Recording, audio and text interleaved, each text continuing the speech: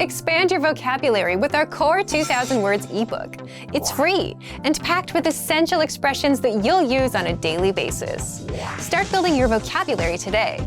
Click the link in the description below to download your free Filipino ebook before it's gone.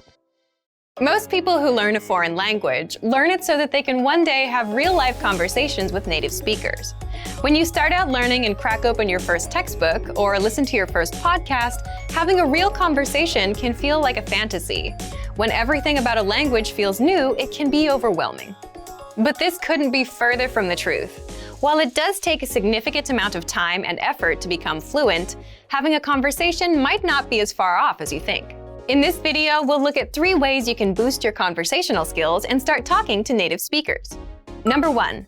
Find native speakers and practice with them. It's unlikely you live near a big group of native speakers to practice with. If you happen to be in a major or international city, your chances may be better. Check and see if your city has a general language exchange. Chances are there could be a native speaker there who is also trying to learn another language. Practicing in person with a native speaker is probably the most interesting option for honing your speaking skills. But if you can't find anyone where you live, the next best option is to look online. Luckily for language learners, the past 10 years or so have seen an explosion in online language exchange sites. On these websites, you can search for someone who is a native speaker of your target language and is also learning your native language. The idea behind a language exchange is that you communicate with them via video or text chat, and half of the time, they help you practice your target language, and for the other half, you help them practice theirs. Practicing via an online language exchange is a highly effective way to practice your conversational skills. Number 2. Work on pronunciation. Pronunciation is often an overlooked skill when it comes to learning a foreign language. Most people think of a good foreign accent as a luxury rather than a necessity. But what most people don't talk about is how having a good accent boosts your listening and comprehension skills. If you can hear a sound from a foreign language and know how to make it yourself, then you're more likely to understand native speakers when they talk at normal speed, and you're also more likely to remember any new words or phrases you come across. Having a good accent means that the language no longer sounds foreign. Instead, it sounds familiar, maybe even natural. So how do you go about perfecting your accent? The best way is to break down the language into its individual sounds. Make note of any sounds that are the same or similar to your native language and of those that are different. Of the sounds that are different, spend your time practicing the ones that you find the hardest to say correctly. After you're comfortable with the individual sounds, you can start linking together words and phrases. This is where accent practice starts to get really fun and interesting. Get your hands on some native speaker audio from a TV show, song, or podcast. Play the audio back and listen closely a few times. Take note of how words blend together in speech. Then, do your best to imitate what you hear, trying to match the speaker's emphasis and intonation. Our language learning program's playback feature is perfect for this. Record yourself and compare it to the original recording. Rinse and repeat until you're comfortable with the audio selection, and then move on to something more difficult. This is how you can break through the accent barrier and really start to make the language your own. Number 3. Learn phrases, not just individual words. Learning grammar and individual words is great, but it's not the only approach you should take if you want to speak fluently. In addition to your regular grammar and vocabulary, try learning whole phrases, even if you aren't totally sure how they work grammatically. Learn phrases that are specific to your needs. It's a good idea to learn phrases that are grouped around a certain setting or subject, such as simple greetings or introductions, questions for getting to know someone, or traveling comfortably. You can even learn filler phrases, which you can use so that you have something to say when, well, you don't know what to say. Learning phrases like this will help you become conversational faster. You may not understand what you're saying literally, but as long as you know the general meaning behind the phrase and know when to use it, you'll be able to talk like a native. Eventually, your knowledge of grammar and vocabulary should catch up with the phrases you know. Learning a new language should feel like an adventure. There will be plateaus and periods in your learning where it feels like you're hitting a wall, but being able to speak with native speakers and have real conversations will help you combat language fatigue. After all, talking to someone face-to-face in a foreign language is one of the main reasons we start learning in the first place. And for even more ways to gain conversation skills, check out our complete language learning program. Sign up for your free lifetime account by clicking on the link in the description. Get tons of resources to have you speaking in your target language. And if you enjoyed these tips, hit the like button, share the video with anyone who's trying to learn a new language, and subscribe to our channel. We release new videos every week. I'll see you next time. Bye! Kamusta ka? Hello, how are you? The first phrase is kamusta ka? Hello or how are you?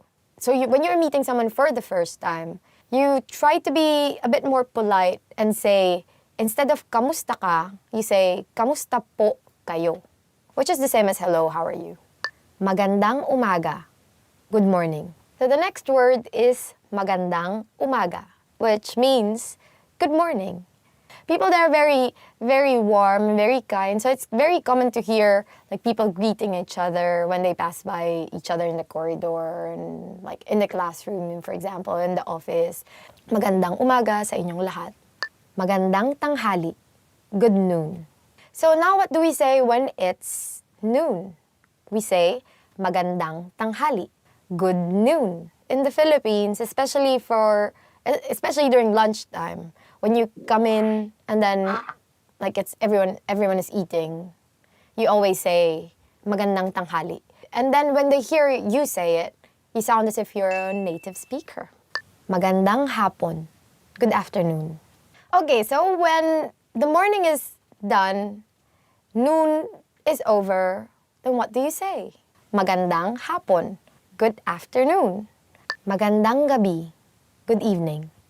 So if you want to say good evening, you say magandang gabi. Anong pangalan mo? What's your name? So what if you're going to ask someone for their name? So you say anong pangalan mo? Or what's your name? If you meet someone for the first time, if it's the morning, you say good morning. What's your name? Magandang umaga. Anong pangalan mo? When you want to ask someone for their name, you need to be polite. So you add po, which is the particle, and then you use the plural form of you. So you say, ano pong pangalan nyo? Ako si, I'm.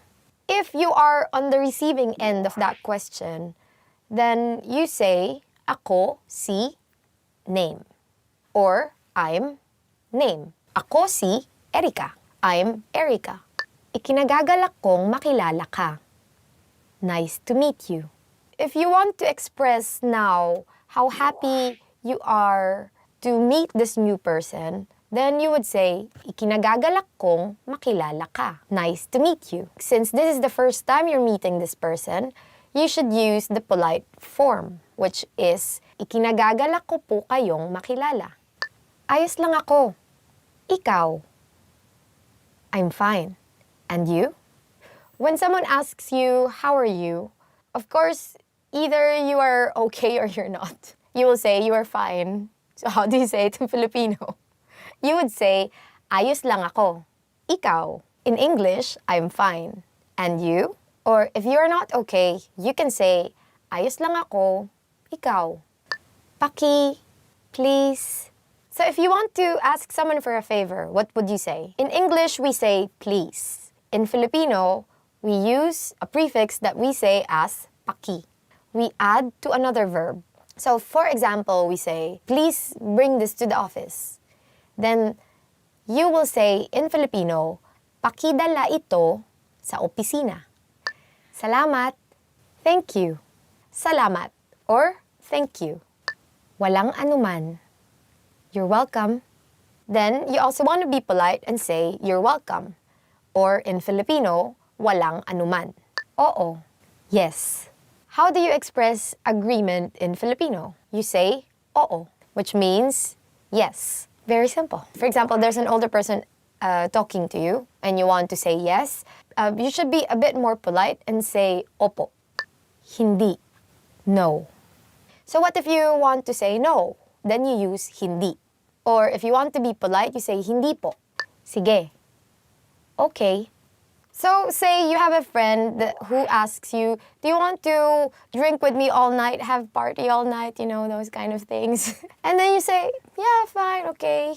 So in Filipino, you say, sige. Paumanhin. Excuse me. So for example, you have an older colleague at work and this person is busy, but you need to ask her for something. So you say, excuse me. And in Filipino, you say, paumanhin or paumanhin po to be more polite. Patawad. I'm sorry. If you did something really, really bad, then we use patawad. I'm sorry. Anong oras na? What time is it? So what does anong oras na mean? It means, what time is it? Nasaan ang CR? Where is the restroom? Nasaan ang CR? Or, to be polite, because even at that time, you have to be polite, even if it's like really urgent. You have to be polite. You say, nasaan po ang CR? Hindi ko alam. I don't know. Hindi ko alam. I don't know. If your boss asks you, oh, where is your office mate, this person? And then you don't know, then you say, hindi ko po alam. Sandali lang.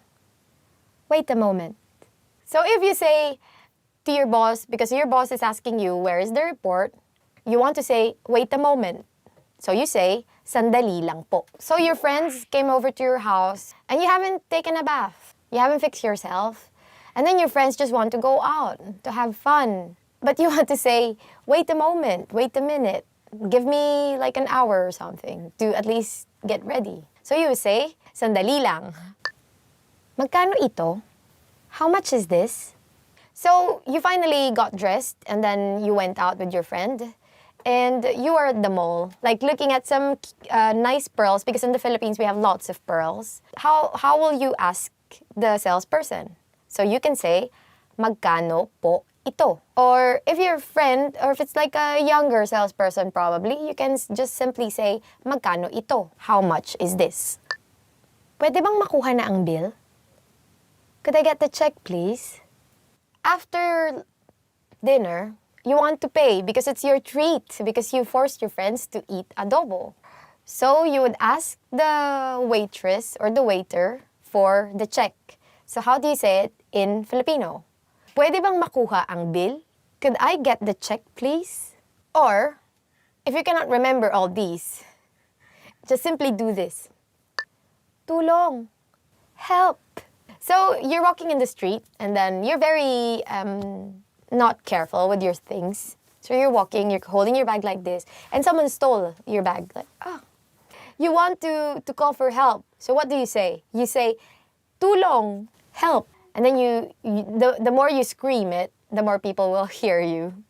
Hanggang sa muli. See you again soon. It's the end of the day, and you've had fun with your friends. So you tell your friends, oh, okay, bye. See you again soon. Which in Filipino is hanggang sa muli. But in regular conversations, you don't really say this. We tend to say, see you, or sige. Waiter. Waiter. It's one of those English words that just like ends up in Filipino language as well. Waiter. So as a sample sentence, maybe you're not used to having all male waiters all the time. So here's a sentence for you. Ngayon lang nakakita ng kainan na puro lalaki ang waiter. Ngayon lang ako nakakita ng kainan na puro lalaki ang waiter. This is my first time in a restaurant with all male waiters. Maybe it's just that shift when you were in, it was all just waiters for that shift. Waitress. Waitress. Well, in English, there's waiter, and then, of course, if it's a female server, then you would say waitress. And that's also what we have gotten from English. We just also call them waitress. Waitress means waitress. For example, if go to a restaurant and like, oh, someone, the waitress serving there, you could use this sentence. Kilala ko ang waitress na iyon. Kilala ko ang waitress na iyon. I know that waitress. Well, maybe you should ask for her autograph. Don't don't ask for a discount. Come on, guys. Like, she's working. It's like, pay her and give her tip, even if you know her. Menu, meaning menu. It's actually spelled the same way, but because in Filipino, we have a tendency to pronounce things the way they are written. So if it's written menu, there's no Y in there. So why would we say it's as a menu? It's a menu. And if there's just a small amount of things you could see from the menu, you could use this sentence. Napakakonti ng pagpipilian sa menu nila. Napakakonti ng pagpipilian sa menu nila. They have very few selections on their menu. Well, it's very good for people who can't decide, like me. So sometimes it's not really a bad thing. Actually, like having tons of things on menu may actually be like, oh my god, this is gonna take forever. And maybe it's more efficient and also, yeah, if they have so many things in their menu, then they have to prepare that all like in the kitchen, so you don't know if like it might take you longer to get your food if they have more things on their menu. So be thankful that there's only just a very few selection on your menu. Umorder, to order. In case you're one of those people who get hangry, which means angry when you're getting hungry, then you might want to memorize this sentence. Umorder na tayo kasi gutom na ako. Umorder na tayo kasi gutom na ako. Let's order because I'm hungry. You know, there's always that one person who always like wants to chica, like wants to gossip before even looking at the menu. So sometimes you just have to be like just let's order because like it's gonna take them a while to prepare our food and I'm already hungry. So like just look at the menu already and order first before we do any chica or taking pictures or taking selfie. Tubig, meaning water. This is one of my favorite things in a restaurant. Tubig. Because, you know, in Philippines it's hot and it's like you just like after walking around all day or doing shopping or something, then you just want to sit down and like get that like very refreshing cold water. Yeah. But not only is it refreshing, it's also good for you. So just like in this sentence, magtubig lang tayo kasi libre na, maganda pa para sa kalusugan. Magtubig lang tayo kasi libre na, maganda pa para sa kalusugan. Let's just have water since it's free and it's good for the health. So, this is true. Water for life. Panghimagas, meaning dessert. Oh no, but you don't want to hear this sentence. Hindi ako mahilig sa panghimagas. Hindi ako mahilig sa panghimagas. I'm not fond of desserts. Well, if you are fond of desserts, here's the sentence you might want to use. Mahilig ako sa panghimagas. Mahilig ako sa panghimagas. Meaning, I'm fond of desserts. So, there you go. Okay, here's another vocabulary you must know for the restaurant, which is chef. It also means chef. We have this culture now where we have celebrity chefs, so we might want to use this sentence. Sikat ang chef sa kainan na ito. Sikat ang chef sa kainan na ito. The chef of this restaurant is famous. I guess it's also another way of saying the food in this restaurant is gonna be expensive. Masarap. Delicious. Yeah, definitely if you want to say that like what you ate was very good, then you should say it's masarap. For example, like you just ate somewhere that serves you fried chicken and you really thought it was delicious, then you could say this sample sentence. Masarap ang fried chicken. Masarap ang fried chicken. Fried chicken is delicious. I guess if you just like fried chicken in general, you could also say this. Or if you'd like to recommend the fried chicken in a certain store, then yeah, please go ahead and use this sentence. Kainan, which means restaurant. I guess kainan is just like generally a place where you eat. Sometimes it can be a canteen or a cafeteria. It's also like a restaurant. Mahilig akong kumain sa mga murang kainan. Mahilig akong kumain sa mga murang kainan. I like to eat at cheap restaurants. Yeah, I like this too actually. Like, there is some like eateries in the Philippines which are known for like serving like, they're called lutong bahay, which literally means like home cooked.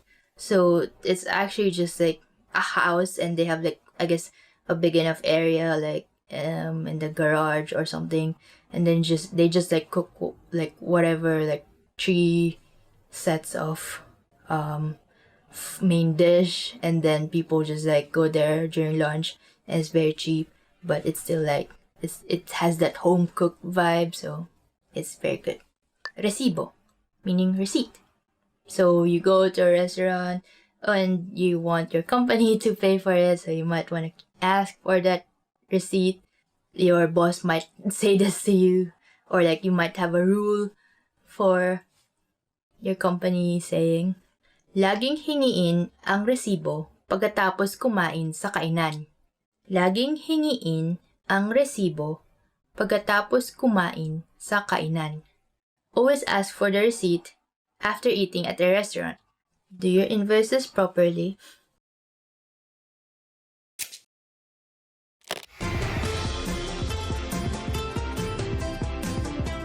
Hello sa inyong lahat, ako si Erica. Sa Pilipinas, ipinagdiriwang ang araw ng bagong taon tuwing ika-1 ng Enero. Ang selebrasyon ay nagsisimula sa bisperas ng bagong taon, kung saan ang mga pamilya ay nagtitipon para sa medianoche at para sa pagpapaputok.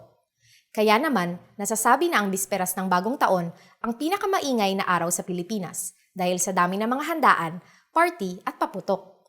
Sa lesson na ito, malalaman natin kung paano ipinagdiriwang ang bagong taon sa Pilipinas. Ano sa tingin nyo ang disenyong maswerte raw isuot ng mga tao tuwing bisperas ng bagong taon? Sasabihin namin ang sagot sa katapusan ng video na ito. Sa bisperas ng bagong taon, nagtitipon ang mga pamilya sa bahay ng kanilang mga magulang para sa medianoche. Ang medianoche ay isang handaan na pinagsasaluhan ng pamilya sa pagpasok ng bagong taon. Ang bawat pagkaing nakahanda ay mayroong nakapaloob na kahulugan at pinaniniwalaang magdadala ng swerte at kasaganaan para sa bagong taon. Ilan sa mga inihahanda ay 1 dosenang bilog na prutas na pinaniniwalaang magdadala ng kasaganaan, biko para magpadikit ng swerte, at ang pansit o spaghetti para sa mahabang buhay. Sa pagsalubong ng bagong taon, naniniwala ang mga Pilipino na kailangang mag-ingay upang takutin at paalisin ang mga masamang espiritu. Kaya naman, maaga pa lamang nagsisimula na ang pagpapaputok at karaniwang nagtutuloy-tuloy ito hanggang mag-umaga. Ang eksaktong pagpasok ng bagong taon naman ay ang pinakamaingay sapagkat hindi lamang paputok ang maririnig kundi pati ang pagkalembang ng mga kawali at kaldero, torotot at pagbusina ng mga sasakyan. Kamakailan lamang, nauuso na sa Pilipinas, lalo na sa Maynila, ang pagpunta sa mga street party sa pagsalubong ng bagong taon. Ito ay dahil sa unti-unti nang ipinagbabawal ang mga paputok. Dahil sa dami ng mga pinapaputok at hindi naman propesyonal ang mga nagpapaputok sa kani-kanilang mga bahay, nagdadala ito ng panganib para sa kapitbahayan. Kaya naman, marami na rin ang mga dumadalo sa mga street party na sponsored ng 2 pinakamalaking estasyon ng telebisyon sa bansa. Isa na dito ang ginaganap taon-taon sa intersection ng Ayala at Makati Avenue. Dito, mapapanood nila ng malapitan ang kanilang mga paboritong artista, magsayawan, at makanood ng fireworks display mula sa mga profesional na mga pyrotechnician sa bansa.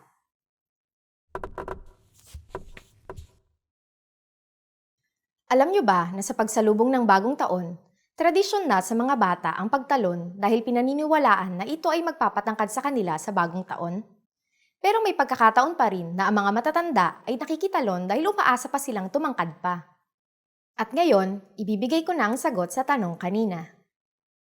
Ano sa tingin nyo ang disenyong maswerte raw isuot ng mga tao tuwing bisperas ng bagong taon? Ang disenyong maswerte raw na isuot tuwing bisperas ng bagong taon ay polka dots. Naniniwala ang mga Pilipino na kapag ang suot mo ay may disenyong pabilog tulad ng polka dots, magkakaroon ka ng masaganang taon. Kamusta ang lesson na ito? May interesanteng bagay ba kayong natutunan? May sinusuot din ba kayong mga partikular na kulay o disenyo ng damit kung bagong taon? Mag-iwan kayo ng komento sa filipinopod101.com. Hanggang sa susunod na lesson,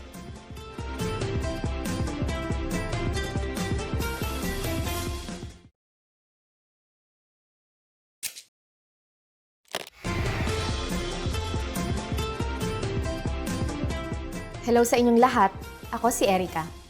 Alam niyo ba kung ano ang pinakamakulay at pinakamasayang panahon sa Pilipinas? Siyempre, ang Pasko. Sinabi kong panahon sapagkat ang Pasko sa Pilipinas ay pinagdiriwang hindi lamang sa loob ng isang araw, kundi sa loob ng 3 hanggang 4 na buwan. Mula Setyembre hanggang Enero ay mararamdaman mo ang Pasko sa buong bansa. Kaya naman kinikilala ang Pilipinas sa pagkakaroon ng pinakamahabang Pasko sa buong mundo. Sa lesson na ito, malalaman natin kung paano ipinagdiriwang ng mga Pilipino ang Pasko. Alam niyo ba kung ano ang tradisyon ng Secret Santa?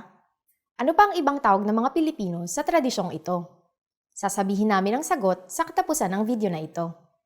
Bago ang mismong araw ng Pasko, maraming paghahanda ang ginagawa ng mga Katolikong Pilipino. Ang Misa de Gallo, na kilala rin bilang Simbang Gabi, ay isang nobena ng 9 na misang ginagawa mula ika-16 hanggang ika-24 ng Desyembre. Ang misang ito ay pinagdiriwang ng sunod-sunod sa loob ng 9 na araw, karaniwang ginaganap mula alas 5 ng umaga, ngunit may mga misang ginaganap ng kasing aga ng alas 3 ng umaga. Maraming Pilipino ang nagsisipag at nagsisikap na makabuo ng Misa de Gallo o Simbang Gabi. Pinaniniwalaang kung ikaw ay makakakumpleto ng Simbang Gabi, maaari kang humiling at ito ay magkakatotoo. Sa bisperas ng araw ng Pasko naman, karaniwang nagpupunta ang mga Pilipino sa simbahan para sa Misa de Aguinaldo. Ito ay madalas na ginagawa sa ika-24 ng Disyembre sa pagitan ng alas 10 ng gabi at hating gabi. Paminsan-minsan, mayroong mga dula na ipinapaloob sa misa na tungkol sa kapanganakan ng sanggol na Jesus. Ang ibang mga Pilipino ay nagsisimba sa araw na mismo ng Pasko. Gaya ng ibang mga pagdiriwang at kasiyahang mayroon sa Pilipinas, hindi mawawala ang party, pagkain, at ang itinuturing na pinakaimportante sa lahat, ang pamilya. Sa pagsalubong sa araw ng Pasko, nagtitipon ng bawat pamilya. Sa Pilipinas, karaniwan ng malalaking pamilya. Kaya naman talagang masigla at maingay ang pagdiriwang ng Pasko. Sa pagtitipong ito, sila'y nagsasama-sama para sa pagkain ng Noche Buena. Karaniwang kasama sa handaang ito ang queso de bola, tsokolate, fruit salad, hamon, at paminsan-minsan pati lechon. Ito rin ang panahon kung saan nagbibigayan at nagbubukas ng mga regalo ang mga tao.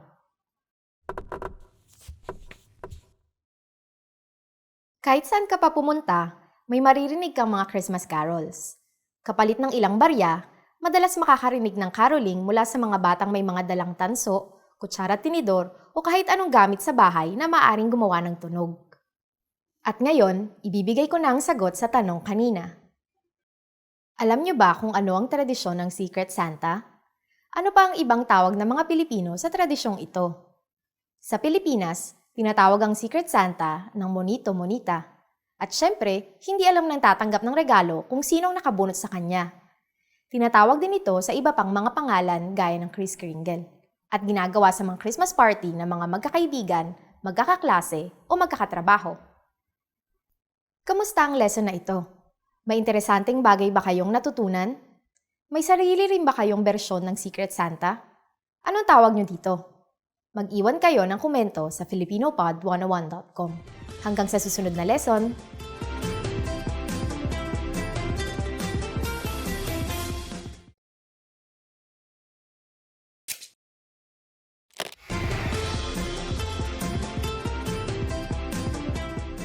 Hello sa inyong lahat, ako si Erica. Alam niyo ba kung ano ang Huwebes Santo? Ito ang Huwebes bago ang linggo ng pagkabuhay, at kabilang ito sa Semana Santa. Ayon sa Biblia, ito ang araw kung kailan naganap ang paghuhugas ng paa at huling hapunan ni Jesus. Dahil karamihan sa mga Pilipino ay Katoliko, isa ito sa mga pinakamahalagang araw sa bansa. Sa lesson na ito, malalaman natin kung paano nagninilay ang mga Pilipino sa panahong ito. Alam niyo ba kung bakit tuwing Huwebes Santo, halos walang kotseng dumadaan sa pinakatrapikong kalye sa Maynila? Sasabihin namin ang sagot sa katapusan ng video na ito. Sa araw na ito, ipinagdiriwang ang huling misa bago ang Pasko ng Pagkabuhay. Ang misang ito ay mahalaga sapagkat nakapaloob rito ang pagsasadula ng paghuhugas ng paa ng mga apostol, kung saan ang pari bilang Jesus ang maghuhugas ng mga paa ng mga lay minister bilang mga apostol. Sa misang ito rin makikita ang unang pagtatatag ng Eukaristiya ayon sa huling hapunan, sumunod sa prosesyon ng Santisimo Sakramento. Dahil ito ang simula ng pasyon ni Hesukristo, may iba't ibang paraan ng pagninilay ang mga Pilipino. Sa araw na ito, maraming Pilipino, lalo na ang kabataan mula sa Metro Manila na nagsasagawa ng prosesyon. Sila'y naglalakad ng mahigit kumulang na 25 kilometro paakyat ng bundok patungo sa Antipolo Church. Ang isa pang paraan ng pagninilay at pag-alala sa paghihirap ng Panginoon ay ang tradisyon ng bisita iglesia. Ang bisita iglesia ay madalas ginagawa kasama ang pamilya sa gabi ng Huwebes Santo. Dito, bumibisita ng 7 simbahan ang mga tao habang dinadasal ang daan ng krus. Ang dasal na ito ay naglalarawan ng mga pangyayari sa pasyon o mga huling oras ni Jesus sa 14 na estasyon ng krus.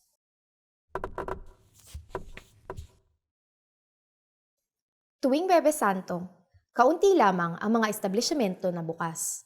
Pati ang mga channel sa telebisyon ay kaunti lamang ang pinapalabas. Kaya naman maraming Pilipino ang gumagamit sa panahong ito upang maging mas malapit sa kanilang mga pamilya sa pamamagitan ng pananatili sa kani-kanilang mga tahanan. At ngayon, ibibigay ko na ang sagot sa tanong kanina. Alam niyo ba kung bakit tuwing Huwebes Santo, halos walang kotseng dumadaan sa pinakatrapikong kalye sa Maynila? Dahil ito sa ang Huwebes Santo ang simula ng magkakasunod na araw na walang pasok sa trabaho o opisina, kung kaya madalas umuuwi ng probinsya o kaya ay nagpupunta ang mga tao sa ibang bansa upang magbakasyon. Dahil dito, kaunti lamang ang nananatili sa Maynila sa panahong ito. Kamusta ang lesson na ito? May interesanteng bagay ba kayong natutunan? Ano-ano ang mga karaniwan niyong ginagawa sa panahon ng Semana Santa? Mag-iwan kayo ng komento sa filipinopod101.com. Hanggang sa susunod na lesson!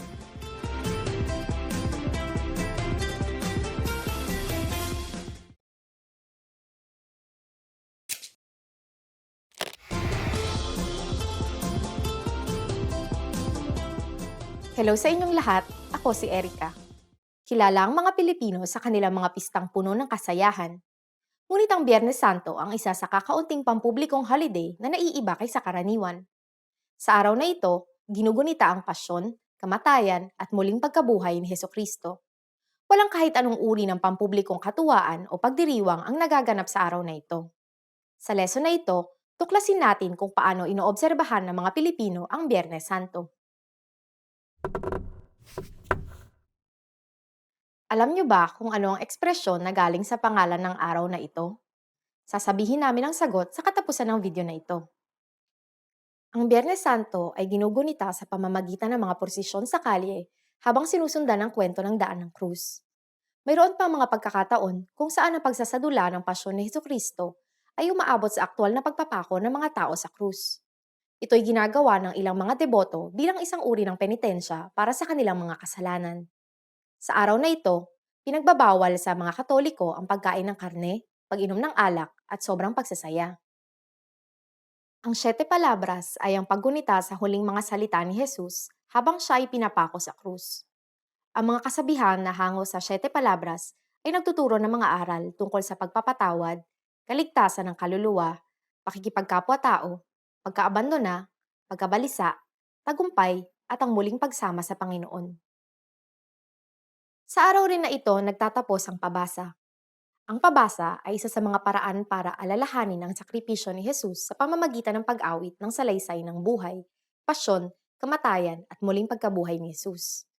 Ang senakulo ay isa rin sa mga paraan ng paggunita ng araw na ito. Ito ay ang pagsasadula ng pasyon. Sa ibang rehiyon ng bansa, tinatanghal ang senakulo sa buong linggo ng Semana Santa.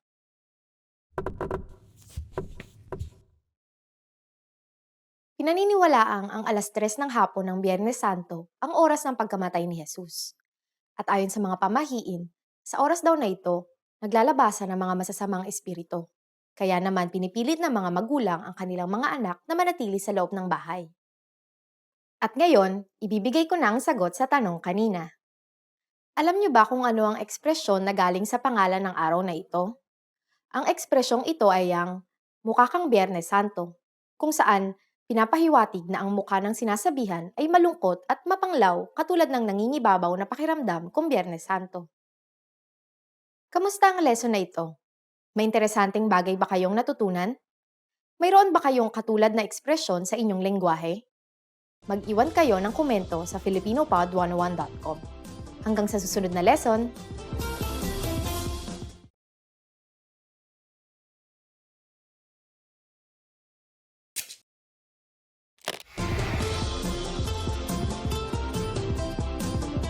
hello sa inyong lahat, ako si Erica.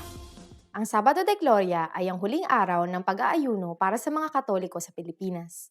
Gaya ng ibang araw sa Semana Santa, patuloy pa rin ang taimtim na pag-alala sa sakripisyo ni Jesus sa araw na ito. Ang mga gawain sa araw na ito ay madalas na nakatutok sa mga paghahanda para sa selebrasyon ng muling pagkabuhay.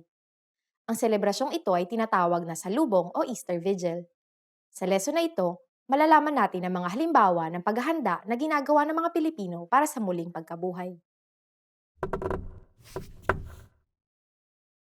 Alam niyo ba kung bakit pinagbabawalan ng mga bata na maglaro sa kalye tuwing Biyernes Santo at Sabado de Gloria? Sasabihin namin ang sagot sa katapusan ng video na ito.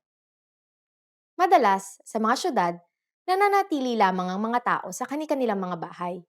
Pinagbabawal ang pagkain ng karne at pag-inom ng alak. Ngunit sa mga probinsya, karaniwang maraming mga paghahanda ang ginagawa, gaya ng prosesyon. Ang prosesyon na ito ay kakaiba sapagkat ang mga babae at lalaki ay hiwalay.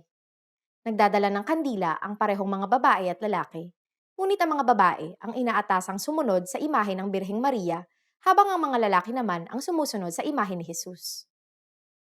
Matapos ang prosesyon, ang mga tao ay nagtitipon-tipon sa labas ng simbahan para sa isang ritual na pinangungunahan ng kura paroko. Matapos ito, susunod ang lahat ng mga tao papasok ng simbahang madilim.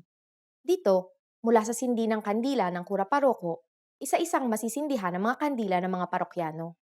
Sa loob ng isang saglit, ang buong simbahan ay magliliwanag sa pamamagitan ng mga sindi ng kandila ng bawat isa. Isa ito sa mga pinakataimtim na sandali ng pagdiriwang. Ang salubong ay ang pagsasadula ng pagtatagpo ng Birheng Maria at ng muling nabuhay na Jesus.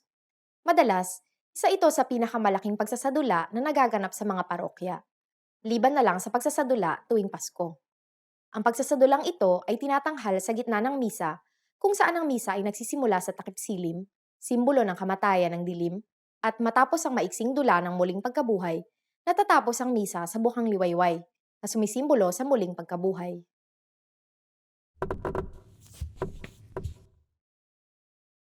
Alam niyo ba na tinatawag itong Sabado de Gloria dahil ito ang unang araw matapos magsimula ang Kwaresma o Semana Santa kung kailan maaaring kantahin na muli ang Gloria? At ngayon, ibibigay ko na ang sagot sa tanong kanina. Alam niyo ba kung bakit pinagbabawalan ng mga bata na maglaro sa kalye tuwing Biyernes Santo at Sabado de Gloria? Ito'y dahil sa pinaniniwalaan na kung ikaw ay masusugatan sa dalawang araw na ito, hindi na ito kailanman maghihilom dahil wala si Jesus para paghilumin ng mga sugat. Kamusta ang lesson na ito? May interesanteng bagay ba kayong natutunan? May mga katulad din ba kayong paniniwala tuwing Semana Santa? Mag-iwan kayo ng komento sa filipinopod101.com. Hanggang sa susunod na lesson! Kamusta? Ako si Erica. Kinagagalak kong makilala ka. Hi, I'm Erica. Nice to meet you.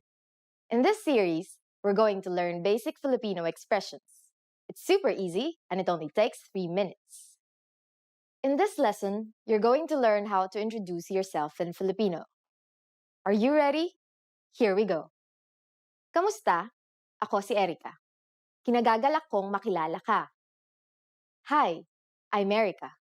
It's nice to meet you. Kamusta? Ako si Erica. Kinagagalak kong makilala ka. Did you get it? Let's take it step by step. Start by saying, Kamusta? This means, how are you?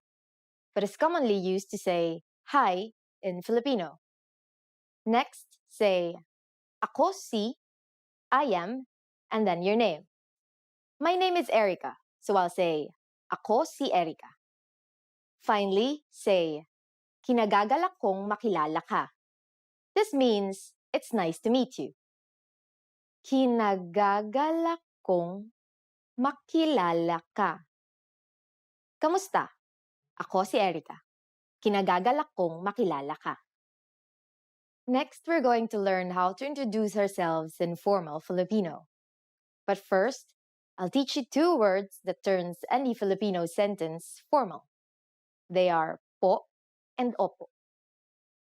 Po, opo. All Filipinos learn these 2 words when they are young because they are a must when speaking politely to those who are older. Now here's how to introduce yourself in formal Filipino. Kamusta po? Ako si Erica Reyes. Kinagagalak ko po kayong makilala. How are you? I'm Erica Reyes. It's nice to meet you. Kamusta po? Ako si Erica Reyes. Kinagagalak ko po kayong makilala. Did you notice the word po in this introduction? Let's compare it with the informal introduction we learned earlier. First, we have kamusta po instead of just kamusta. As we've said before, kamusta means how are you and has essentially the same use as hi in English. It comes from the Spanish phrase como está. We add the word po to this to make it polite.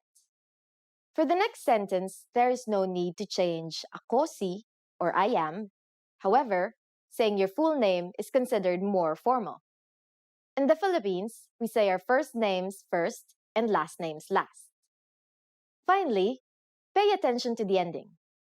We went from kinagagalak kong makilala ka to kinagagalak ko po kayong makilala. Ka or you is changed to the plural pronoun kayo to make the sentence more formal. The pronoun is moved to the front of the verb, and ng is added to connect the words. Finally, we also add po to the sentence to show respect. One more time. The informal way to introduce yourself in Filipino is, kamusta? Ako si Erica. Kinagagalak kong makilala ka. The formal way to introduce yourself is, kamusta po? Ako si Erica Reyes. Kinagagalak ko po kayong makilala. Now it's time for Erica's tips. Have you gotten hold of saying, kinagagalak kong makilala ka? Well, you might be surprised, but Filipinos say, nice to meet you, more often than its Filipino counterpart. This is because many English words and phrases are used in daily conversation since English is the second official language of the Philippines. Filipinos also shake hands during first meetings, just like in many Western cultures. But of course, if you use the proper Filipino introduction, your new Filipino friends will definitely be impressed. In the last lesson, we learned how to be grateful to people by saying salamat. In this lesson, we'll learn some of the most common greetings used in the Philippines. Handa na ba kayo? Are you ready? Then let's start. First, we'll learn the greetings we use when meeting people. Kamusta? Kamusta. Do you remember this from the first lesson? Kamusta literally means, how are you? But it is used as hi or hello. Musta is a shortened version of kamusta, which you can use when greeting friends. Musta, for formal situations, we use kamusta po. Kamusta po. Now, here are sometimes specific greetings used when meeting people. Magandang araw. Magandang araw. Literally, magandang araw means good day. To be more specific about which time in the day we greet someone, we use magandang umaga, magandang tanghali, and magandang hapon, meaning good morning, good noon, and good afternoon respectively. Magandang umaga. Magandang tanghali. Magandang hapon. During the evening, there is only one greeting, and that is magandang gabi. Magandang gabi. Maganda means beautiful or good. The connector NG is added to connect maganda and gabi. In formal situations, you just need to add po to the Filipino greetings I've already mentioned. Magandang araw po, magandang umaga po, magandang tanghali po, magandang hapon po, magandang gabi po. Are you ready for more? Next are some greetings we use when leaving. To say goodbye in Filipino, we say paalam. Paalam. We also have sige mauna na ako. Literally, all right, I'll go ahead. And it's a more casual way of saying goodbye. Sige mauna na ako. Finally, we have hanggang sa muli, meaning see you again. Hanggang sa muli. Again, to make these formal, we just need to add po. Paalam po. Sige, mauna na po ako. Hanggang sa muli po. Now you can greet people in many different ways in Filipino. Let's review them all again. Here are the greetings we use when meeting people. Kamusta? Magandang araw. Magandang umaga. Magandang tanghali. Magandang hapon. Magandang gabi. When leaving, we have paalam. Sige, mauna na ako. Hanggang sa muli. For greeting people who are older than you, just add po. It's easy, isn't it? Now it's time for Erica's tips. Another famous greeting you might hear in the Philippines is mabuhay. This literally means live, but it's used to mean welcome. It is used in formal situations like when welcoming an audience during events, or when welcoming people into the country, but not necessarily when welcoming guests to your home. In the last lesson, we learned the most common greetings in Filipino. Do you remember them? In this lesson, we're going to learn a very useful phrase. Do you speak English? This phrase can be a lifesaver. The majority of Filipino people understand English. But if you ask in Filipino, you can be sure that everyone will understand what you're saying, even if their answer is no. Here's the informal way to ask it. Nagsasalita ka ba ng Ingles? Nagsasalita ka ba ng Ingles? Let's break down the sentence. In Filipino, the verb can come before the subject. Nagsasalita means speaking, followed by ka, which means you. Next, there is ba, which is the question marking particle. After it comes nang, which acts as an object marking particle, marking Ingles, which, as you might have guessed, is English. Another common way to ask if someone can speak English is, marunong ka bang mag-Ingles? Literally, this means, can you do English? Marunong ka bang mag-Ingles? Now we're going to make these sentences formal. Filipinos follow the Spanish custom of changing a singular pronoun to plural in order to show respect in formal situations, so we change ka to kayo and then move it after ba. We also need to add po as a sign of respect. Everything else stays the same. Nagsasalita po ba kayo ng Ingles? Marunong po ba kayong mag-Ingles? Nagsasalita po ba kayo ng Ingles? Marunong po ba kayong mag-Ingles?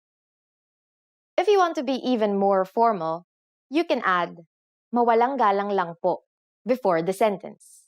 It means, excuse me, mawalang galang lang po. Nagsasalita po ba kayo ng Ingles? Excuse me, do you speak English? Mawalang galang lang po. Marunong po ba kayong mag-Ingles? Here are some common responses you might hear. Oo. Yes. Oo. Konti. A little. Konti. Hindi. No. Hindi. Now it's time for Erica's tips. For those of you who are not only English speakers, you can use this question with any language you need. Just substitute Ingles with Español for Spanish, Hapon for Japanese, Italiano for Italian, Aleman for German, and so on. In the last lesson, we learned quite a few phrases used when apologizing in Filipino. In this lesson, we are going to learn numbers in Filipino. That's right, numbers, mga numero. And you are going to learn them in only 3 minutes, 3 minuto. Are you ready? Let's start. Isa. Isa. Dalawa. Dalawa. Tatlo. Tatlo. Apat. Apat. Lima. Lima. Anim. Anim. Pito. Pito. Walo. Walo. Siyam. Siyam. Sampu. Sampu. Okay, now repeat after me. I'll say the numbers and give you time to repeat each one. Isa. Dalawa. Tatlo. Apat. Lima. Anim. Pito. Walo. Siyam. Sampu. Great job! Try to remember these numbers by heart because you'll see them again in bigger numbers. Do you know what is before isa? Here's a clue. It's almost the same as in English. It's zero. Zero. Now let's continue from 11. Labing isa. Labing isa. Labindalawa. Labindalawa. Labintatlo. Labintatlo. Labing apat. Labing apat. Labinlima. Labinlima. Labing anim. Labing anim. Labimpito. Labimpito. Labing walo. Labing walo.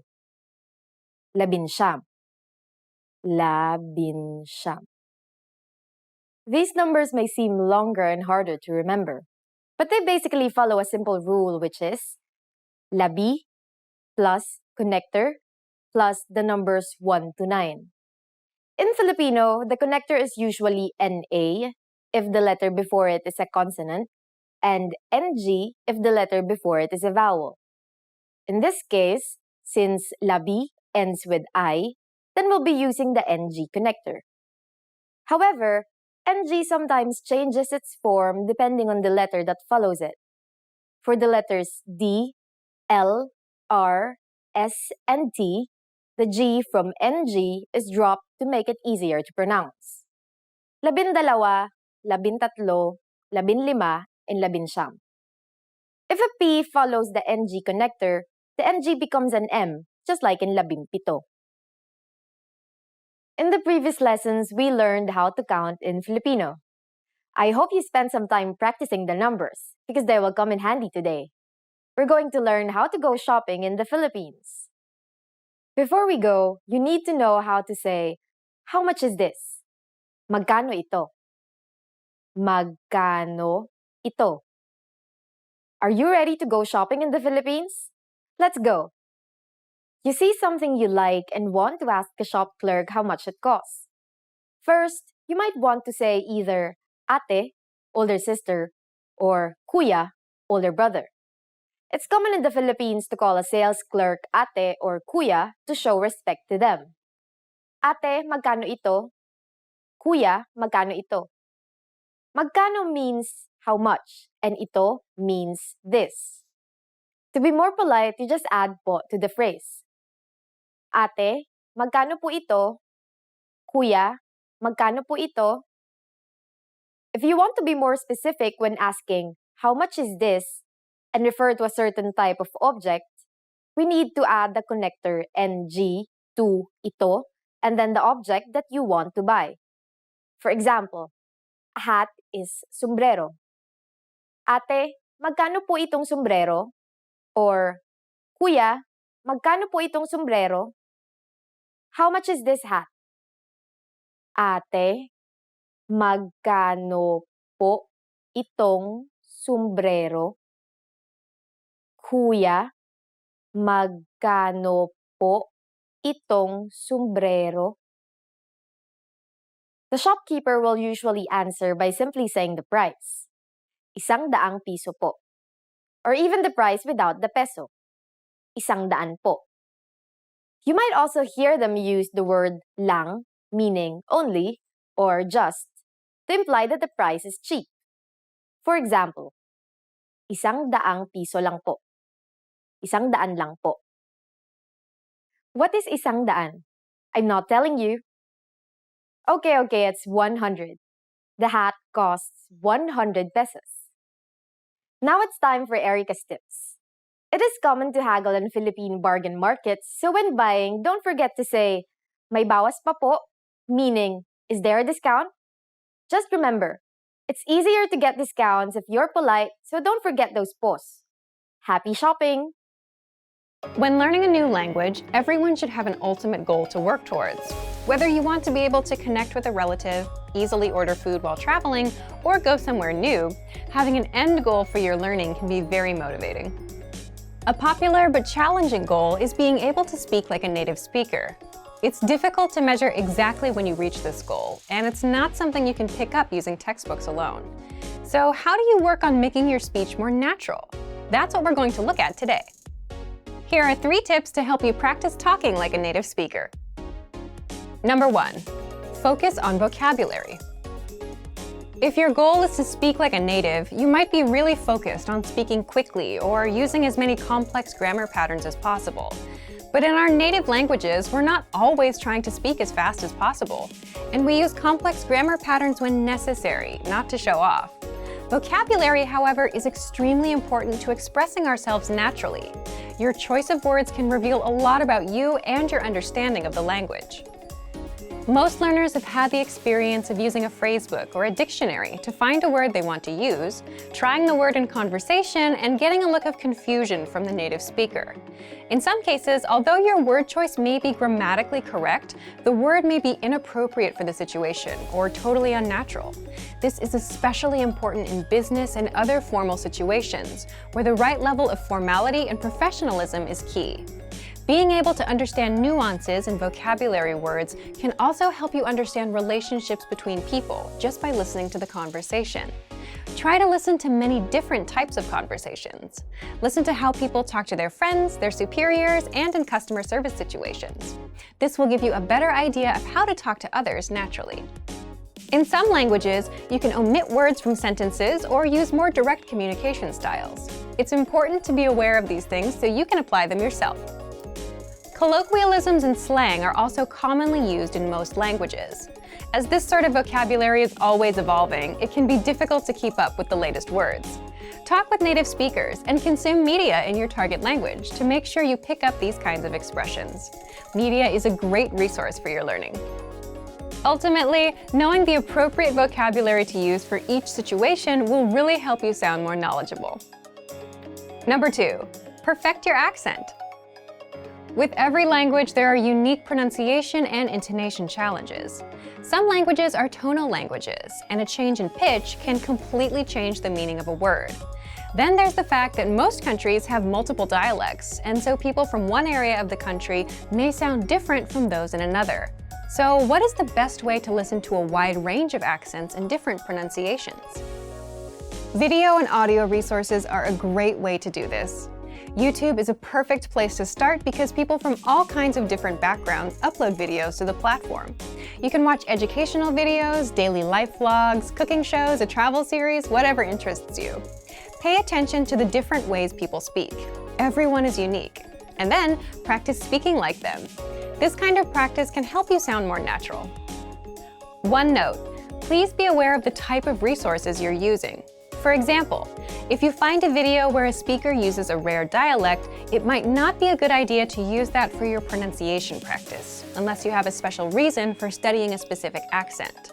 As a general rule, it's best to try to search for practice resources that use a standard form of the language you're studying. Number 3, copy what you hear. Do you remember how you learned to speak as a child? We rarely learned new words just listening to them, or reading after we learned how. When we were little kids, we imitated the sounds we heard by repeating the sounds out loud. While you're talking to a friend, watching videos, or listening to audio in your target language, you can do this to try and replicate the way they speak. Doing this will help you work on mastering the flow of the language, your accent, intonation, and pronunciation. Of course, you might also pick up some new vocabulary this way. Make sure to repeat new words often. It's a great way to make sure you remember them. Try doing this using a number of different mediums and sources. That way, you'll be exposed to the diversity that the language offers and master the fundamentals of pronunciation. For example, you can watch and imitate several different YouTube videos and audio CDs, but try a few different sources, like different creators or different audio types, to make sure you experience a wide range of communication in your target language. If you're using our language learning program, you can even get your own teacher with Premium Plus. Your teacher can answer questions, give assignments, and even listen to your recordings and give you advice on pronunciation. Completing these kinds of lessons with a native teacher can really boost your confidence in your speaking skills.